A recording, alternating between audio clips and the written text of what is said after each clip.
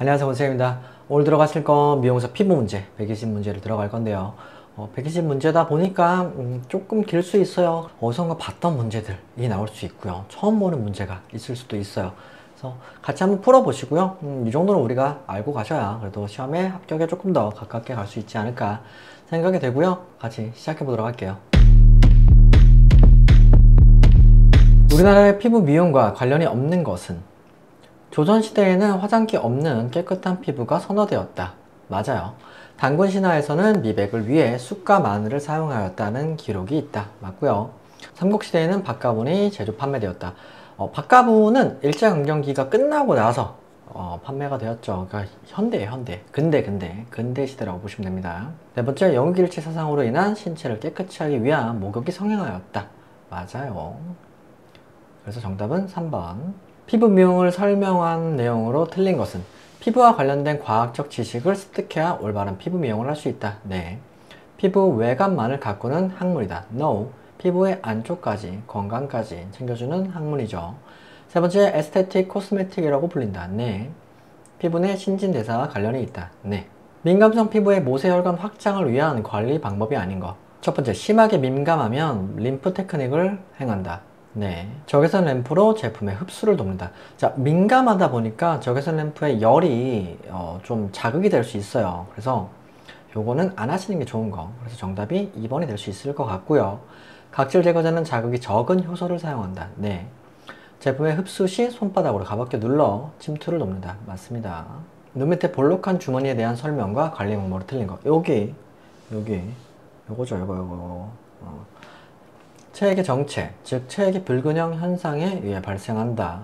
맞아요. 그래서 그 눈 밑 볼록하게 튀어나오는 경우들도 있잖아요. 그러니까 피곤하면 더 나오기도 하고 그런 거를 얘기를 하시는 거고요. 두 번째, 체액의 배출을 원활하게 하는 림프 드레나지를 적용할 수 있다. 맞습니다. 정체된 체액 배출을 위해 눈 밑 부위는 디클렌저로 순환을 촉진시켜준다. No. 뭐 누른다고 나가는 게 아니기 때문에 No. 정답은 3번. 눈밑을 세 부위로 나눠서 내측에서 외측 방향으로 정지 상태에서 원동작으로 관리한다. 맞습니다. 피부 분석 방법 중 가장 객관적인 분석에 해당하는 것. 가장 객관적인 건 기기를 이용한 거예요. 뭐 견진법, 촉진법, 문진법 등등이 있지만 기기로 보시는 게 제일 정확합니다. 그래서 정답은 1번이에요. 클렌징 크림에 대한 설명으로 틀린 것은? 지성 피부에는 부적절하다. 크림이다 보니까 지성 피부에는 조금 유분이 많을 수 있어요. 그래서 보류. 함유 성분상 화장을 두껍게 하는 사람에게 적합하다. 맞고요. 세 번째, 이중 세안이 필요 없다. 클렌징 크림은 이중 세안을 하셔야지 다 닦여요. 유분이 많다 보니까 이중 세안을 하셔야 되는 겁니다. 그래서 정답 3번이고요. 유성의 더러움을 잘 용해시켜준다. 맞습니다. 디클렌징 젤 관리법에 대한 설명으로 틀린 것은?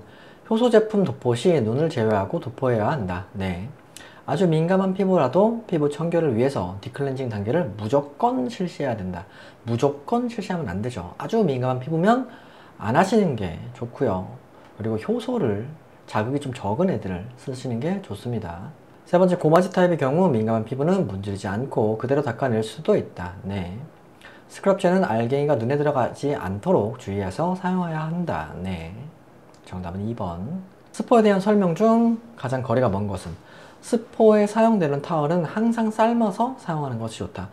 삶아서 청결하게 사용하는 것이 좋긴 하지만 항상 삶아서 써야 된다는 안 맞을 수 있어요. 그러니까 삶아놨던 거, 청결하게 되어 있던 걸 이제 깨끗한 물에 적셔서 사용을 하는 게 조금 더 맞다로 볼 수 있을 것 같고요. 뜨거운 상태는 온스포를 말한다. 맞고요. 젖은 상태의 타월을 말한다. 맞고요. 관리에서는 닦아내는 방법으로 사용한다. 맞습니다. 정답 1번. 피부 유형별 설명으로 틀린 것은? 정상 피부는 피부의 모든 상태와 생리적 기능이 정상적인 피부 상태로 피부 표면에 색소 침착이나 잡티 등을 찾아보기 힘든 피부이다. 네. 건성 피부는 수분 공급 기능과 피지 분비 기능이 균형을 이루지 못한 피부로 수분을 많이 섭취해야 한다. 네. 민감성 피부는 피부 조직이 얇고 섬세하며 쉽게 붉어지고 소양증을 일으키기도 한다. 네. 지성 피부는 피지 분비량이 많기 때문에 수시로 알칼리성 비누로 닦아내야 한다. 피지 분비가 많기 때문에 한번 할 때 이제 디클렌징이나 이런 것들로 청결하게 관리를 해야 되는 거고, 비누로 매번 닦아내면 네, 너무 건조해지거나 더 자극될 수 있어요. 그렇기 때문에 틀린 거. 정답은 4번. 피부 유형과 관리 목적과 연결이 틀린 것은 민감 피부는 진정, 긴장 완화. 맞고요. 건성 피부의 관리 목적은 보습작용 억제. 보습작용 활성화겠죠? 활성화겠죠. 틀린 거 2번이겠네요. 지성 피부, 피지 분비 조절. 맞고요. 복합 피부는 피지, 유수분 균형 유지. 맞습니다. 정상 피부의 얼굴 관리 시 가장 민감한 부위는 눈 주위예요. 눈 주위. 정답은 4번. 노화 피부의 설명으로 틀린 것은 광노화의 경우 각질층의 두께가 증가한다. 네, 자연 노화는 피부가 얇아지지만 광노화의 경우는 피부가 두꺼워지죠. 맞고, 콜라겐과 엘라스틴이 감소한다. 맞고요. 모공이 섬세하며 탄력성이 좋다는 노화 피부의 특징은 아니죠. 정답은 3번. 광노화는 색소가 증가하며, 그러니까 뭐 이제 김이나 점이나 검버섯 같은 걸 얘기하는 거고요. 면역 기능은 감소한다. 맞죠? 그래서 정답은 3번. 복합 지성 피부에 관한 설명으로 틀린 것은 화장 시 유분감이 있는 화장품을 사용하는 것이 좋다. 지성 피부인데 유분감이 있는 걸 사용하시면 안 되겠죠. 틀린 건 1번이겠네요. 단순 지성 피부와는 달리 피부에 쉽게 염증이 생기고 외부 자극에도 민감한 편이다. 네. 세안 시 자극이 없는 제품을 사용하고 심하게 문지르지 말아야 된다. 네. 보통 여드름이나 지루성 피부염이 동반되어 있는 경우가 많다. 네. 매뉴얼 테크닉의 효과가 아닌 것은 피지선의 활성화. 맞죠. 혈액순환 촉진 맞고요. 심리적 안정 맞고요. 근육 통증 치료는 아니죠. 치료라는 단어를 일단 쓸 수가 없습니다. 4번은 아니에요. 신체 각 부위 관리에서 매뉴얼 테크닉의 효과와 거리가 먼 것은 첫 번째, 피부의 염증과 홍반 증상 예방. 염증이랑 홍반 증상을 예방하는 건 아니에요. 아니죠. 아니죠. 그러니까 뭐 스트레스를 해소하거나 림프순환을 촉진하거나 근육을 이완하거나 하는 것들은 다 가능한데 증상 예방을 한다는 볼 수 없는 것. 그러니까 치료의 목적을 자꾸 두려고 하면 그건 거의 틀린 얘기예요. 그렇게 보시면 될 것 같아요. 정답은 1번. 림프에게 순환을 촉진시켜 과도한 체액이나 노폐물과 독소 등을 제거하는 매뉴얼 테크닉 기법은, 자, 림프액 순환을 촉진한다라고 하면 림프 드레나지를 찾으시면 됩니다. 이건 실기 3과제 때도 림프 드레나지 과제가 있죠. 그래서 정답은 3번이고요. 신체 각 부위 관리 시 안전 및 유의사항으로 옳은 것은 신체 각 부위 관리 중 관리 부위가 아닌 것도 노출하여 하면 안 되죠. 고객이 불편을 느끼지 않도록 한다. 노출하면 안 돼요. 신체 각 부위 관리 부적용 대상자인지를 확인하고 관리 여부를 정한다. 맞습니다. 요거겠네. 2번이겠네요. 신체 각 부위 관리 중 뼈 부위는 자극을 주어서 관리해야 된다. No. 근육과 관절의 가동 범위는 중요하지 않다? No. 중요하죠. 정답은 2번. 팩의 제거 방법에 따른 종류가 아닌 것은 워시오프 타입 있고요. 워시오프 물로 닦아내는 거. 피로프 타입 발라놓고 마르면 뜯어내는 거. 크림 타입은 없고요. 티슈 타입은 티슈로 닦아내시는 거. 정답은 3번. 피지 분비가 많은 지성 여드름성 피부의 노폐물 제거에 가장 효과적인 팩은 보통 지성 여드름에는 머드팩이 효과적이에요. 머드팩. 정답은 2번. 머드가 이제 고운 가루들이 있잖아요. 그래서 이제 각질 제거나 피부 결을 다듬어주는 용도로 많이 쓰이기도 하죠. 다음 팩의 성분과 효과는 어떤 피부 유형에 가장 적합한 것인가? 라벤더, 로즈마린, 카올린, 티트리. 티트리가 딱 나왔더니 일단 문제성, 여드름성 피부가 조금 더 맞아 보이고요. 효과는 수분 공급과 청정 효과가 있다. 자, 누구한테 맞냐? 지성 여드름 피부에 가장 적합한 성분들이네요. 1번. 온열 소커 마스크의 효과 중 틀린 것. 열을 내어 피부에 도포된 유효 성분을 피부 깊숙이 흡수시킨다. 맞고요. 자극을 받는 피부에 진정 효과를 준다. 맞고요. 혈액순환 촉진시켜 피부에 탄력을 준다. 맞고요. 피지 및 노폐물 배출을 촉진한다는 효과에는 살짝 맞지 않을 수 있겠네요. 정답은 4번. 화학적 제모와 관련된 설명이 틀린 것은 제모 후 산성 화장수를 바르고 진정 로션이나 크림을 흡수시킨다. 자, 산성 화장수는 아니죠. 일단 약산성 화장수를 써야 된다라고 보시는 게 맞아요. 진정 로션이나 크림은 쓰시는 게 맞고요. 약산성이 들어갔으면 틀린 게 아닐 것 같았는데 일단 정답이 1번인 걸까요? 사용 전 패치 테스트를 진행하고 피부를 깨끗이 건조시킨 후 적정량을 바른다. 맞고요.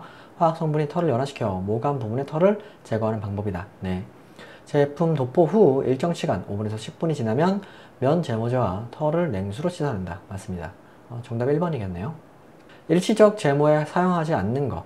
일시적 제모, 면도 맞고요. 가위 맞고요. 촉집게 맞고요. 바늘은 아니죠. 정답은 4번. 피부 면역 반응에 대한 설명 중 틀린 것은 면역과 다양한 염증 반응을 매개하는 화학 물질을 사이토카닌이라고 한다. 맞아요.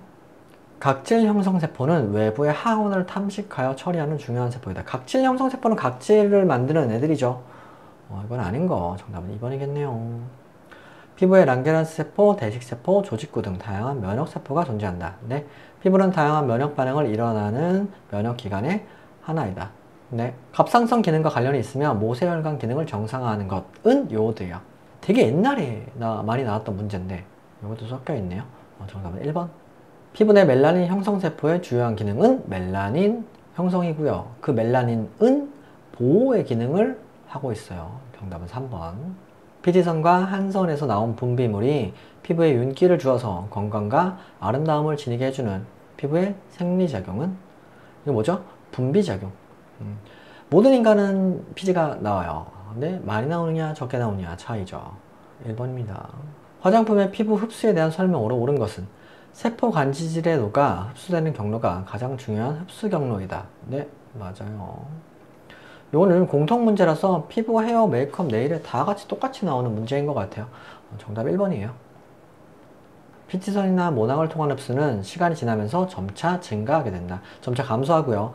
분자량이 높을수록 피부 흡수가 잘 된다. 분자량이 작을수록, 그러니까 분자 크기가 작을수록 흡수가 잘 돼요. 피지에 잘 녹는 지용성 성분은 피부 흡수가 안 된다. 피부에는 지용성 성분이 더 흡수가 잘 됩니다. 그래서 정답은 1번. 피부 표면 피지막이 정상적인 pH 정도는 피부 표면의 pH는 4.5에서 5.5 정도. 7에 근접한 약산성이죠.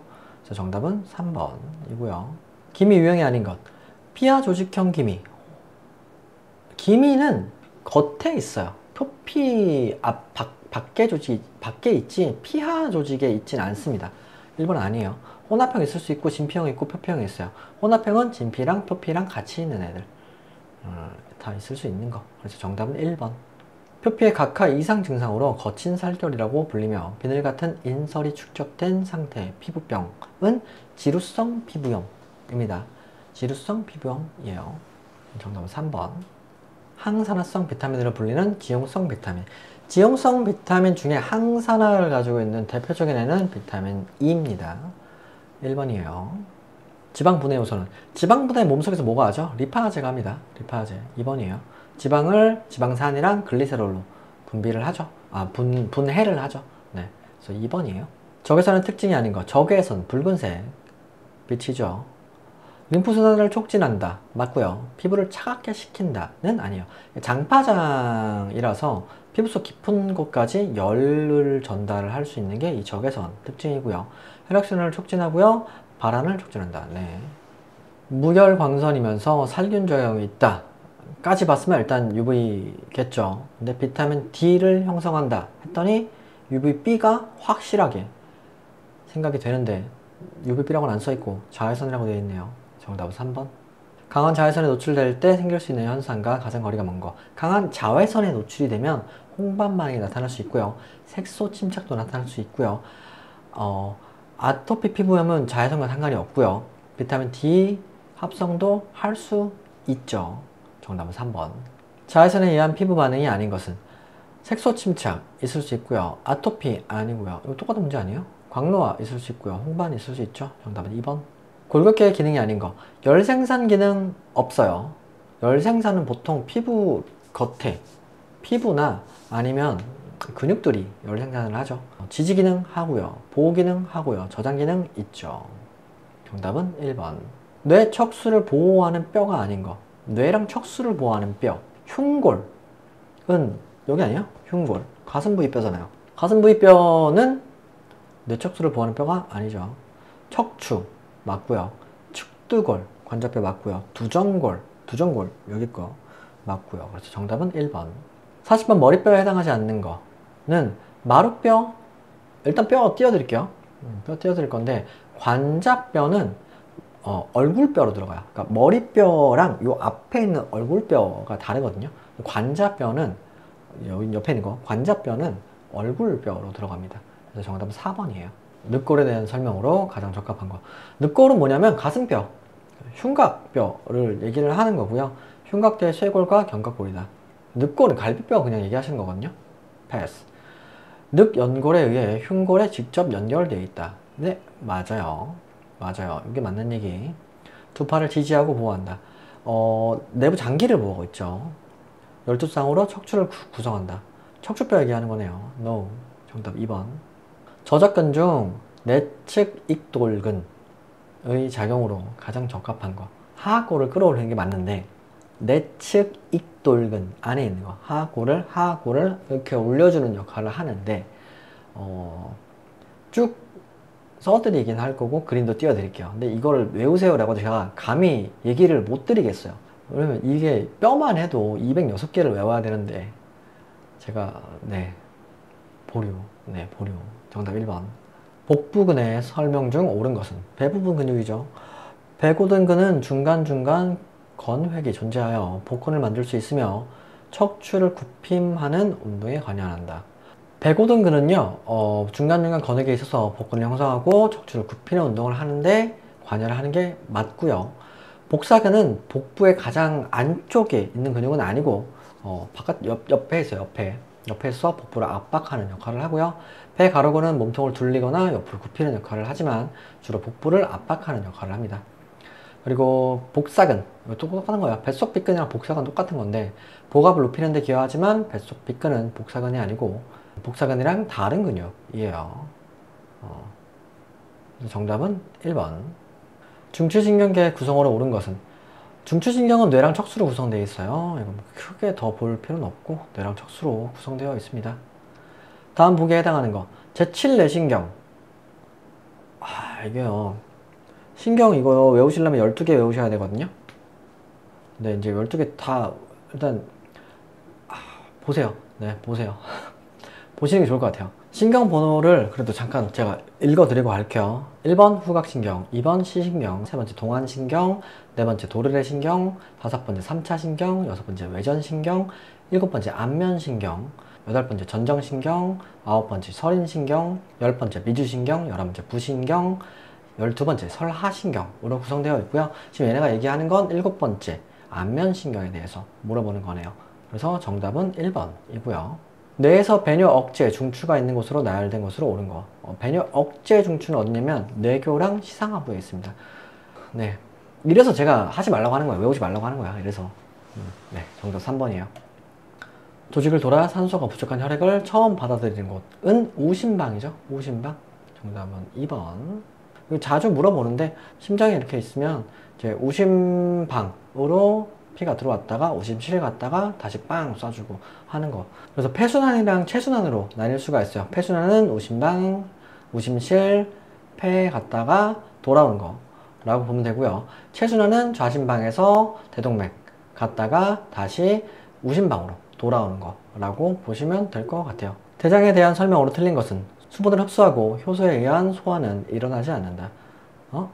맞죠? 수분 흡수하고요. 소화는 없어요. 대장에선. 내부에 많은 주름이 있고 융털이 돋아나 있다. 융털은 소장에 있는 거예요. 영양소를 흡수하려고 있는 거고요. 대장에는 융털은 없습니다. 그래서 틀린 건 2번일 것 같고요. 대장은 맹장, 결장, 직장으로 구분된다. 맞고요. 많은 세균들이 음식물 찌꺼기를 분해하면서 살아간다. 네. 간의 기능이 아닌 것은? 해독작용을 가지고 있고요. 요소의 배설은 안 가지고 있고요. 글리코겐 합성 하고요. 담즙 분비 하고요. 정답은 2번. 요소의 배설. 요소의 배설은 누가 하죠? 신장에서 하죠. 신장에서. 적외선에 적용을 받는 방법으로 가장 거리가 먼 것은? 거리가 먼 거? 피부로부터 30cm 내에 위치해 1시간 이상 조사하면 안 됩니다. 짧게 사용하셔야 되고요. 보통 이제 10분에서 15분 정도 생각하시면 되고요. 램프가 몹시 뜨거움으로 램프에 손을 대지 않는다. 네. 위치하는 용액을 적신 화장솜을 눈두덩이 위에 올려놓습니다. 이거는 얼굴에 할 경우를 말하는 거고요. 전구의 전력에 따라 평균 안전거리를 두고 사용해야 한다. 네. 적외선 램프의 사용을 삼가해야 할 피부 유형. 색소 침착 피부, 노화 피부, 지성 피부, 화농성 여드름 피부, 화농성 여드름 피부. 화농성 여드름 피부는 일단 화농성, 그러니까 염증이 다 일어난 지금 상태잖아요. 그렇기 때문에 열감을 안 주시는 게 좋아요. 그래서 요 상태, 화농성 여드름 피부인 분들은 적외선 앰플은 피하시는 게 좋다. 그래서 정답은 4번. 고주파 직접 적용 방법에 대한 설명으로 틀린 것은 관리사가 적용하는 동안 고객은 전극을 쥐고 있다. 고객이 전극을 쥐고 있는 경우는 간접 적용 방법이야. 그래서 고객이 쥐고 저랑 고객의 피부가 닿아 있는 상태로 들어가시는 게 간접 적용 방법인 거예요. 그래서 1번이 틀린 거고요. 두 번째, 크림이나 마스크 위에 직접 전극을 사용한다. 네. 그래서 직접 적용 방법은 그 전극봉을 고객의 피부에 직접 대서 사용하시는 거라고 보면 되고요. 신진대사율을 증가시킨다. 네. 진정 살균 효과가 있다. 네. 건조하고 당기는 피부에 수분을 공급하기 위하여 사용할 수 있는 기기. 리프팅기 아니고요. 스티머 맞고요. 스팀 써주는 거죠. 고주파 아니고요. 갈바닉 아니고요. 정답은 2번이고요. 스티머의 효과가 아닌 것은 혈액순환 촉진 효과 가질 수 있죠. 피부 분석 효과는 스티머가 하는 게 아니고요. 각질 연화 효과 있고요. 노폐물 배출 효과도 가질 수 있겠죠. 정답은 2번. 스프레이 분무기를 사용 시 주의사항으로 가장 거리가 먼 거. 미세 입자가 분무되어 건조한 피부에 보습 효과와 얼굴에 청량감을 부여한다. 맞는 내용. 초음파 전달 물질인 젤이나 화장수를 바른다는 스프레이 분무기에 대한 얘기가 아예 아니고 이건 초음파 기기에 대한 내용이죠. 그래서 주의사항이 얘가 포함이 안 되겠네요. 눈, 코, 입에 들어가지 않게 주의해서 분무한다. 네. 분무를 원하지 않는 부위는 타월이나 티슈로 가려준 후 흐르지 않도록 주의한다. 네. 그래서 정답은 2번. 전동 브러쉬의 주된 사용 목적은? 전동 브러쉬는 일단 각질 제거가 주된 목적이죠. 바로 있네요. 4번에 노화된 각질의 제거가 목적입니다. 프리마들 브러쉬, 전동 브러쉬예요. 전동 브러쉬의 사용법으로 틀린 거. 화농성 여드름 피부와 모세혈관 확장 피부는 사용을 피하는 것이 좋다. 네. 회전하는 브러쉬는 피부와 90도 각도로 사용해야 한다. 2번이 틀린 내용일 거고요. 피부 상태에 따라 브러쉬의 회전 속도를 조절한다. 맞고요. 브러쉬 사용 후 중성 시세로 바로 세척을 해준다. 네. 이온토포레시스 설명으로 옳은 것은 피부 속으로 침투하기 어려운 수용액을 이온화시켜 흡수시킨다. 이온토포레시스는 이제 갈바닉 기기를 이용하시는 건데 이렇게 밀어서 넣어주는 거예요. 밀어서 넣어주는 거, 성분을 넣어주는 거라고 보시면 돼서 1번이 맞는 거고요. 모낭 내 노폐물을 세정하는 것이다. No, 이건 이온토포레시스가 아니고 그거 전기 세정을 뜻하는 거죠. 똑같은 갈바닉 기기인데 양극 전기 세정 할 때 쓰시는 거. 피부 표면에 살균 효과를 주어 여드름 치료하는 것이다. 치료 일단 no. 여드름 치료 no. 리프팅 작용을 위해 근육을 단련시키는 것이다. no. 정답은 1번. 진공 흡입기의 적용 방법이 틀린 것은 얼굴 작업 시 림프절 방향으로 약한 압력을 적용한다. 맞고요. 같은 부위를 너무 지나치게 오래 적용하는 것은 좋지 않다. 네, 오래 적용하는 좋지 않지만 보통 진공 흡입기는 3번 정도 하시는 게 좋아요. 그러니까 돌아서 하시는 거. 하지만 너무 오래라고 되어 있기 때문에 보류. 정맥류가 있어도 흡입 강도만 세지 않으면 자주 사용해도 좋다. No. 이게 틀린 내용이겠네요. 너무 자주는 아니에요. 자주는 아니에요. 네 번째, 피부 자극을 최소화하기 위해서 적절하게 오일을 도포하고 적용하는 것이 좋다. 네. 정답은 3번. 화장품의 정의로 옳은 것은 인체를 천걸 미화하여 인체의 질병 치료를 위해 인체에 사용되는 물품으로서 인체에 대한 작용이 강력한 No. 인체를 천결 미화해서 인체의 질병 치료를 질병 치료 일단 No. 위에도 질병 치료 No. 세 번째, 인체의 천결 미화해서 인체의 질병 진단을 위해 진단 아닌 것 같은데요. 인체에 사용되는 물품으로서 인체의 작용이 경미한 것을 말한다. 일단 질병 진단에서 No. 네 번째, 인체를 청결 미화하여 피부, 모발, 건강 유지 또는 증진하기 위해서 인체에 사용되는 물품으로서 인체에 대한 작용이 경미한 것을 말한다. 네, 4번이 맞는 내용이죠. 기능성 화장품의 정의에 해당하지 않는 거. 피부를 곱게 태우거나 자외선으로부터 피부를 보호하는 데 도움을 주는 제품 맞고요. 자, 기능성 화장품 3가지죠. 자외선 차단, 미백, 그리고 하나 주름 개선.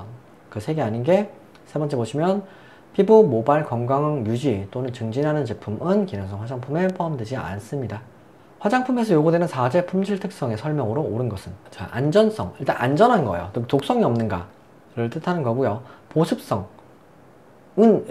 자체가 없어요. 안전성, 안정성, 유효성, 그리고 사용성 이렇게 4가지, 4가지가 있는데 안정성은 그러니까 그 부패하거나 변질되지 않는가 거든요. 그러니까 항상 그 용액이 안정적으로 녹아 있는가 뭐 그런 걸 뜻하는 거예요. 독성이 없을 것과는 상관은 없고요. 네 번째, 사용성, 사용이 편리해야 할 것. 네, 이건 맞는 얘기. 정답은 4번. 화장품을 선택할 때 검토해야 하는 조건이 아닌 것. 보존성이 좋아서 잘 변질하지 않는다. 요거 맞고요. 피부나 점막, 모발 등에 손상을 주거나 알레르기 등을 일으킬 염려가 없어야 한다. 맞고요. 사용 중이나 사용 후에 불쾌감이 없고 사용감이 산뜻한 것. 맞고요. 구성 성분이 균일한 형상으로 혼합되어 있지 않은 것. 혼합되어 있어야 되겠죠? 그래서 정답은 4번. 화장품 원료로 심해상어에 간유해서 추출한 성분은 스퀄렌입니다. 스퀄렌. 에탄올이 화장품 원료로 사용되는 이유가 아닌 것.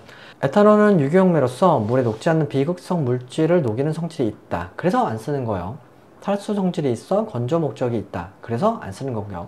공기 중에 습기를 흡수해서 피부 표면 수분을 유지시켜 피부나 털의 건조를 방지한다. 건조 방지가 아니죠. 건조를 시켜요. 건조를 시켜요. 그래서 이건 틀린 내용. 정답은 3번. 소독작용이 있어 수렴 화장수, 스킨로션, 남성용 애프터쉐이브 등으로 쓰인다. 네, 에탄올이 우리 소독제로 보통 쓰잖아요. 소독제는 짱 뿌리면 그 수분을 쫙 빨아들여요. 날아가 버리거든요. 그래서 안 쓰는 거예요. 안 써. 메이크업 화장품에서 색상의 커버력을 조절하기 위해 주로 배합하는 건 공통 문제긴 한데 계속 풀어드렸던 문제긴 한데 백색 안료예요. 정답은 3번. 자외선 차단 성분의 기능이 아닌 것은 자외선 차단은 미백작용 활성화는 아니죠. 자외선 차단을 하는 거지. 일광 화상 방지 맞고요. 노화 방지 맞고요. 과색소 침착 방지 맞고요. 자외선 차단제의 성분이 아닌 것은 벤조페논. 일단 3번이에요. 일단 3번인데 아하 하이드록시인산은 우리가 이제 피부 문제 푸시면 아하 계속 나오잖아요. 알파 하이드록시인산이 아하예요. 이거 각질 제거 성분이죠. 그래서 얘는 아닌 거. 나머지는 맞는 거라고 보시면 됩니다. 정답은 3번. 자외선 차단제와 관련한 설명으로 틀린 것은 자외선의 강약에 따라서 차단제의 효과, 시간이 변한다. 맞고요. 기초제품 마무리 단계 시 차단제를 사용하는 것이 좋다. 맞고요. SPF라고 하고요. SPF 1이란 대략 1시간을 의미한다. 대략 15분 정도를 의미하고요. SPF 50 뭐 이렇게 하면 대략 8시간 정도 사용한다 보시면 되고 우리가 이제 선크림을 안 발랐을 때 자외선을 막아주는 양보다 대략 50배 정도 더 막을 수 있다로 의미를 두시면 됩니다. 샴푸제가 일반적으로 갖춰야 할 요건과 가장 거리가 먼 것은 세발 후 모발이 부드럽고 윤기가 있으며 사용하기 쉬워야 한다. 맞고요. 두피, 모발의 지나친 탈지는 억제해야 한다. 맞고요. 거품이 섬세하고 풍부하며 지속성을 가져야 된다. 맞고요. pH 9에서 10 정도가 적당하다. 좀 뭐죠? 7, 8. 그러니까 정확하게 약산성이 제일 좋아요. 약산성이 제일 좋고요. 약산성보다 좀 높은 거, 7보다 약간 높게 7, 8 정도를 얘기를 하시면 되고요. 9에서 10 정도는 좀 높아요. 이거 거의 빨래 비누 수준이에요. No. 정답은 4번. 일반적으로 여드름 발생 가능성이 가장 적은 거는 코코넛 오일 아니고요. 호호바 오일이에요. 호호바 오일이 그런 천연 오일 중에서 분자량이 작아요. 분자량이 작다 보니까 뭐 피부에 끼거나 모공을 막거나 하는 확률이 적습니다. 그래서 호호바가 가장 적다라고 보시면 되고요. 그래서 정답은 2번이고요. 피지 분부의 과잉을 억제하고 피부를 수축시켜주는 것은 수렴 화장수. 정답은 2번. 대기 중에 고도가 상승함에 따라 기온도 상승하여 상부의 기온이 하부보다 높게 되는 현상은 기온 역전 현상이고요. 성층권의 오조층을 파괴하는 대표적인 가스. 이거 그 프레온 가스예요. CFC. 염화불화탄소. 정답은 4번. 일산화탄소에 대한 설명으로 틀린 거. 첫 번째, 헤모글로빈과 결합 능력이 뛰어나다. 네. 그래서 뛰어나서 헤모글로빈에 있는 산소를 훔쳐가요. 그래서 이제 우리가 일산화탄소 중독이 되면 산소 부족으로 이상 증세가 나올 수 있죠. 그래서 얘는 맞는 거. 물체가 불완전 연소할 때 많이 발생된다. 맞고요. 확산성과 침투성이 강합니다. 강해요. 그러니까 한번 마시면 몸속 쫙 들어가서 헤모글로빈 산소를 쫙 뺏어와요. 위험한 기체 중 하나죠. 공기보다 무겁다. 일산화탄소는 공기보다 가볍습니다. 약간 더 가벼워요. 0.97 정도 된다고 보시면 됩니다. 정답은 4번. 다음 중 물의 일시경도를 나타내는 원인 물질 경도, 그러니까 경수랑 연수로 표현할 수 있는데 경수, 그러니까 경도가 높은 애들을 경수라고 하죠. 경수는 중탄산염이 높은 애들이에요. 그래서 칼슘이나 마그네슘 수치가 높은 애들. 그래서 2번이라고 보시면 됩니다. 소독력의 검증 혹은 살균력의 비교에 가장 흔하게 이용되는 방법은 까지 나왔으면 석탄산 바로 찾으면 되겠죠? 석탄산 첫 번째 바로 있네요. 석탄산 계수 측정법. 네. 석탄산 90배 희석액과 어느 소독제 135배 희석액이 같은 살균력을 나타낸다면 이 소독제의 석탄산 계수는 90배 희석액이랑 소독제 135배짜리가 같은 살균력을 나타낸대요. 이 대략 1.5인가요? 1.5가 반 맞죠? 석탄산 계수는 1.5예요. 1.5요. 계산 방식은 지금 여기서 135를 그냥 90으로 나눠주시면 돼요. 석탄산 계수 1은 그냥 석탄산 계수는 소독제의 희석 배수 자체를 그냥 뜻한다 라고 보시면 됩니다. 그래서 편하게 그냥 1은 1이고요. 2가 되면 얘보다 2배 더 세다. 3이 되면 얘보다 3배 더 세다. 그런 식으로 보시면 됩니다. 할로겐계에 속하지 않는 소독제. 자, 포백분 할로겐계고요. 염소가 할로겐계고요. 석탄산은 아니고요. 치아 염소산 나트륨, 염소죠. 네, 할로겐계예요. 그럼 3번. 그리고 표백분. 표백분은 그 생석회거든요. 생석회. 석회 가루인데, 그래서 얘네들은 염소나 뭐 불소나 이런 애들을 할로겐계라고 합니다. 그래서 이제 표백분, 염소, 여기도 염소 있으니까 맞는데 석탄산은 아닌 거라고 보시면 돼요. 세균, 포자, 곰팡이, 원충류 및 조류 등과 같이 광범위한 미생물에 대한 살균력을 갖고 페놀에 비해 강력한 살균력을 갖는 반면 독성은 훨씬 약한 소독제. 유기염소 화합물이라고 보시면 돼요. 정답은 3번이고요. 고압증기 멸균기의 소독 대상물로 적합하지 않은 거. 요 문제는 저도 이제 풀면서 되게 이제 한번 얘기는 해드려야 되겠다 생각을 했던 게, 의류는 가능해요. 분말 제품도 가능은 한데 안 되는 애들도 있어요. 그러니까 물에 녹는 분말 제품은 아예 안 돼요. 근데 물에 이제 안 녹는 건 가능해요. 가능해요. 약액 같은 경우도 그 열에 약한 애들은 안 돼요. 그러니까 뭐 항생제나 이런 애들은 약액 소독을 못 한다고 보시면 돼요. 금속기구는 할 수 있어요. 그래서 분말이나 약액 같은 경우에는 그러니까 특정 제품은 되지만 특정 제품은 안 된다로 보시면 될 것 같아요. 그래서 일단 문제의 맥락상 분말 제품이 안 된다라고 보시는 게 맞지 않을까로 생각을 해서 2번이라고 얘기는 해드리지만, 약액에 그러면 항생제는 고압증기 멸균기에 소독해도 되나요? 열에 약한데. 그러면 그건 안 됩니다. 또 이렇게 얘기를 해야 되거든요. 그래서 일단은 애매한 문제. 다음 중 임용업소의 실내 바닥을 닦을 때 가장 적합한 소독제. 임용실 바닥 청소할 때는 크레졸이 가장 좋아요. 크레졸은 3% 희석해서 사용을 하고요. 특유의 냄새가 심하게 지속이 됩니다. 그래서 사용 후에 꼭 환기가 필요한 제품이 크레졸이고요. 주로 임용실 바닥 청소 또는 화장실, 분변 있는 곳을 청소하는데 사용을 하죠. 공중위생관리법상 임용기구 소독 방법의 일반 기준에 해당하지 않는 거. 공중위생관리법에서 그러니까 정해놨어요. 이렇게 소독하세요. 이걸로 소독할 거면 몇 분 하세요를 아예 정해놨어요. 본문에는 있습니다. 책의 본문에 있는데 그 중에서 방사선 소독은 없어요. 방사선은 우리가 일반인이 쓸 수가 없어요. 쓸 수가 없는 거라서 이건 아예 적혀있지도 않습니다. 정답은 1번. 증기소독 같은 경우는 증기소독은 이제 고압증기 멸균기나 아니면 이제 뭐 자비소독법.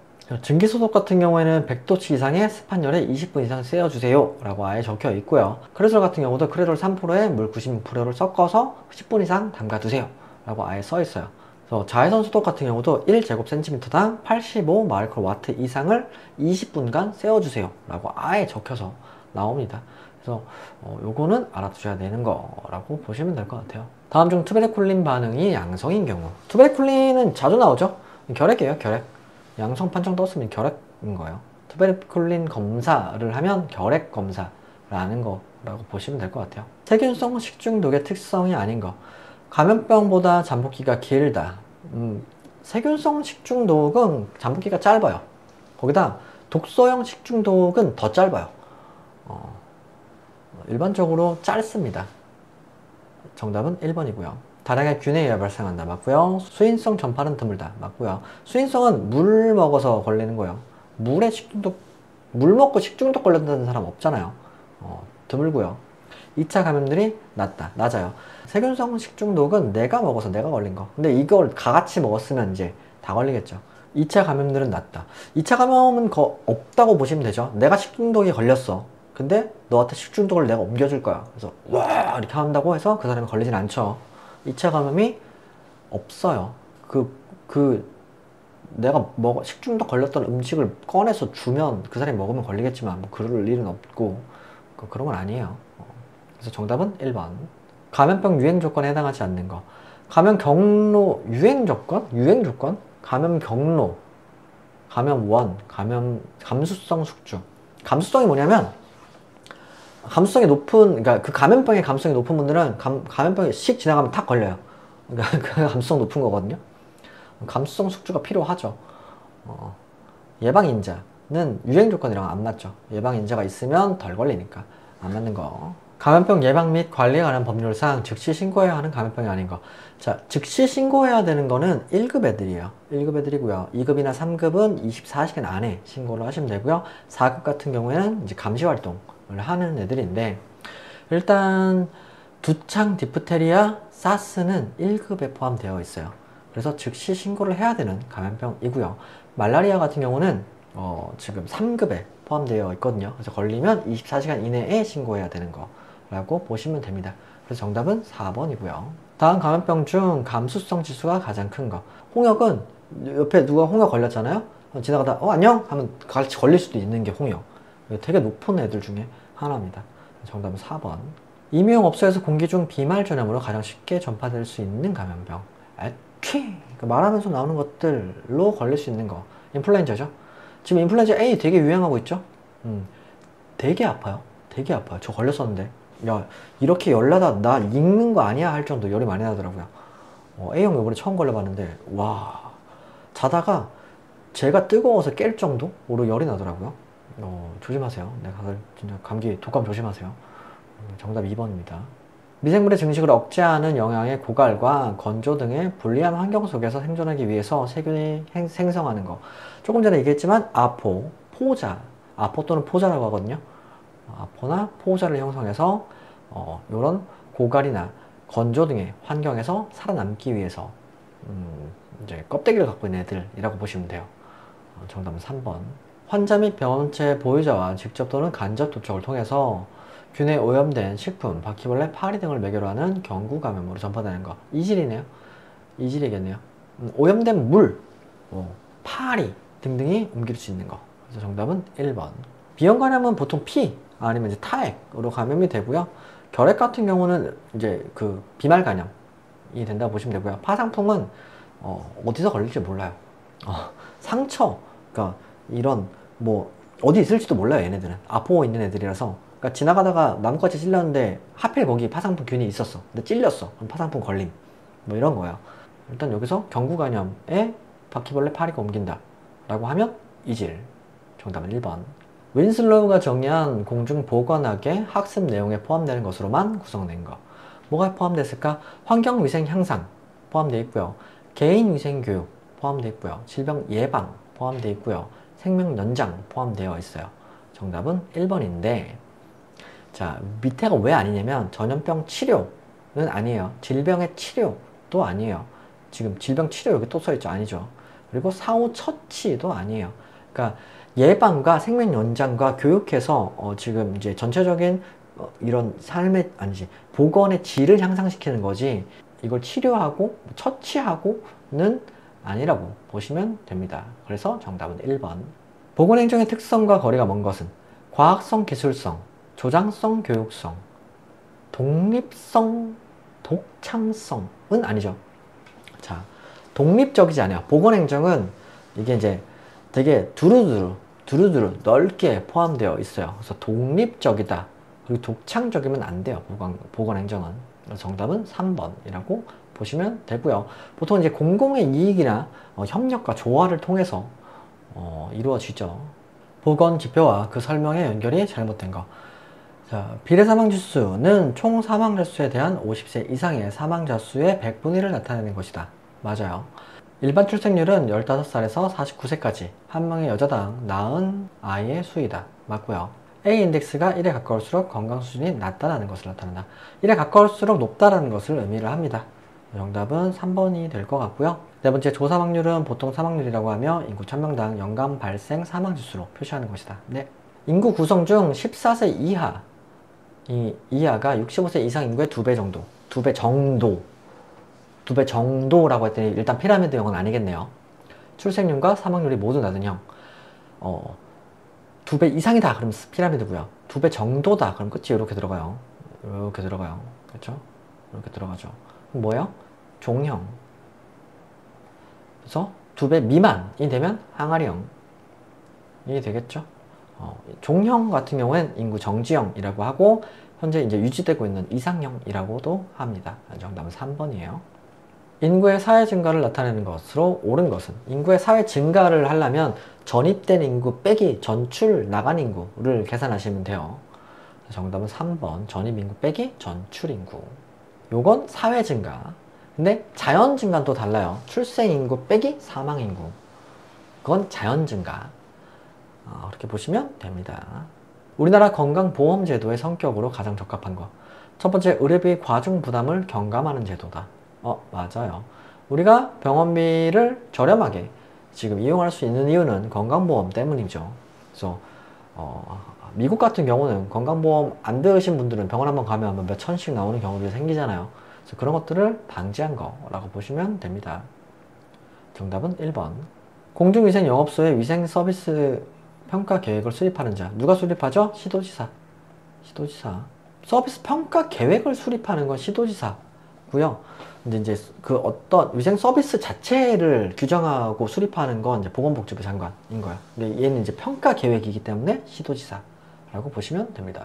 위생 서비스 평가 결과 위생 서비스의 수준이 우수하다라고 인정되는 영업소에 포상을 실시할 수 있는 자. 누가 할 수 있죠? 시군구청장이 할 수 있어요. 시도지사도 할 수 있어요. 근데 보건소장은 아니에요. 정답은 1번. 위생교육에 대한 설명으로 틀린 것은, 위생교육 실시단체의 장은 위생교육을 수료한 자에게 수료증을 교부하고 교육 실시 결과를 교육 후 1개월 이내에 시장, 군수, 구청장에게 통보해야 하며 수료증 교부 대장 등 교육에 관한 기록을 2년 이상 보관 관리하여야 한다. 네. 위생교육 내용은 공중위생관리법 및 관련 법규, 소양교육, 기술교육, 그 밖에 공중위생에 관한 필요한 내용을 한다. 네. 위생교육을 받아야 하는 자 중 영업에 직접 종사하거나 2장소 이상 장소에서 영업을 하는 자는 종업원 중 영업장별로 공중위생에 관한 책임자를 지정하고 그 책임자로 하여금 위생교육을 받게 하여야 한다. 자, 여기서 문제는 그러니까 위생교육을 받아야 하는 자 중 영업에 직접 종사하지 않거나 2장소에서 영업을 하는 경우는 책임자를 만들어 놓고 그 책임자한테 위생교육을 받게 할 수 있어요. 그래서 이거는 지금 문제에서 얘는 틀린 거.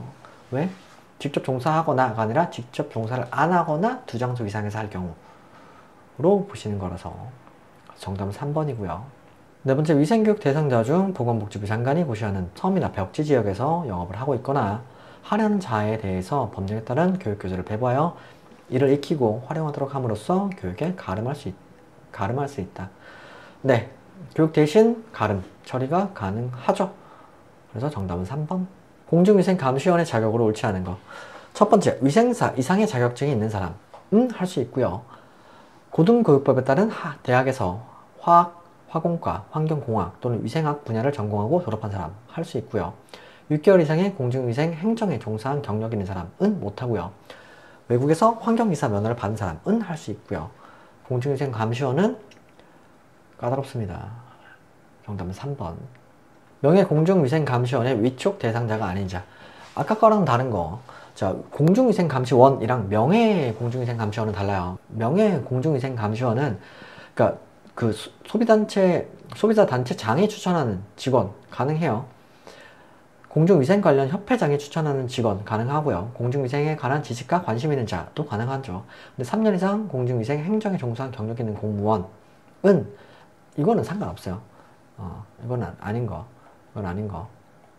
정답은 4번. 공중위생 감시원의 업무로 옳지 않은 거. 첫 번째, 공중위생 영업 관련 시설 및 설비의 위생 상태를 확인 검사하는 거가 이 사람들의 업무고요. 위생교육을 이행 여부 확인도 업무고요. 이 미용업의 개선 향상에 필요한 조사 연구 및 지도는 아니고요. 위생 지도 및 개선 명령 이행 여부 확인 맞고요. 정답은 3번. 공중위생관리법상 이용업과 미용업은 다룰 수 있는 신체 범위가 구분되어 있다. 다음 중 법령상 미용업이 손질할 수 있는 손님의 신체 범위를 가장 잘 설명한 것. 우리 이제 헤어 문제죠, 지금 이거? 헤어가 할 수 있는 거. 얼굴, 머리, 피부 및 손톱, 발톱을 할 수 있어요. 그래서 얼굴, 머리, 피부 및 손톱, 발톱을 할 수 있고요. 정답은 3번이에요. 여기서 얘기하는 미용업은 전체적인 미용업을 다 얘기하는 거고요. 헤어 미용업이라고 되어 있는 건 아니기 때문에 지금 여기서 피부 및 손톱, 발톱까지도 포함될 수 있다. 그래서 정답은 3번이다. 공중위생 영업에 관한 설명으로 옳은 것은 첫 번째, 공중위생 영업이라 하면 숙박, 목욕장, 미용, 이용, 세탁, 위생관리 용업, 의료용품 관련업 등을 말한다. 의료용품 관련업은 아니죠. 땡. 두 번째, 공중위생 영업의 양수인, 상속인 또는 합병에 의해서 설립되는 법인 등은 공중위생 영업자의 지위를 승계할 수 있어요. 못한다가 아니고요. 세 번째, 공중위생 영업을 하고자 하는 자는 시장, 군수, 구청장에게 신고 후 시장 등이 정하는 시설 및 설비를 구비해도 된다.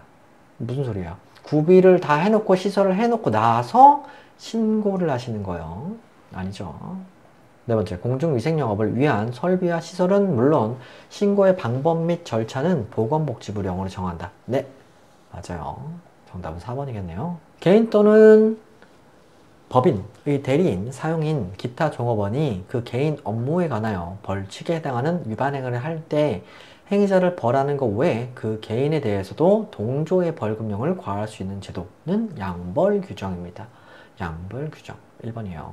임용사가 되고자 하는 자는 누구에게 면허를 받아야 하는가? 시군 구청장에게 받아야 되겠죠? 정답 3번. 이용 또는 미용의 면허가 취소된 후 계속해서 업무를 행한 자에 대한 벌칙으로 옳은 것.